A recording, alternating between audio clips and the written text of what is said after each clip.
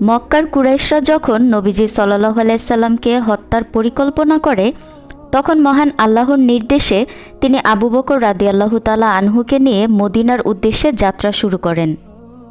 622 খ্রিস্টাব্দে রাসূল সাল্লাল্লাহু আলাইহি সাল্লাম যখন আবু বকর রাদিয়াল্লাহু তাআলা আনহুকে নিয়ে মক্কার কাফিরদের চোখ ফাঁকি দিয়ে রাতের অন্ধকারে মক্কা ত্যাগ করেন, তখন তারা মক্কা থেকে দক্ষিণ দিকে অবস্থিত সাওর পর্বত গুহায় 3 দিন আত্মগোপন করেছিলেন।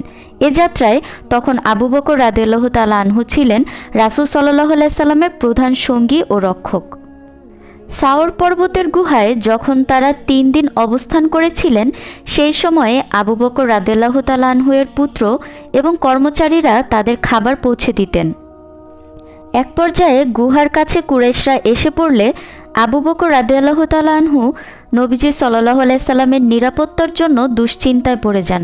কিন্তু ওই সময় নবীজি সাল্লাল্লাহু আলাইহি সাল্লাম শান্ত ছিলেন, কেননা তখন মহান আল্লাহর নির্দেশে একটি মাকড়সা গুহার মুখে জাল বুনে দেয়।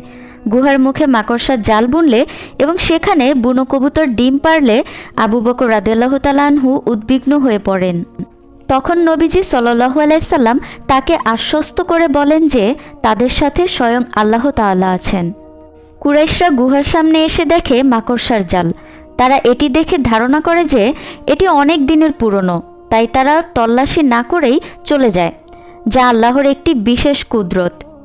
এই অলৌকিক ঘটনার মাধ্যমেই আল্লাহ তাআলা তার রাসূলকে শত্রুদের হাত থেকে রক্ষা করেছিলেন।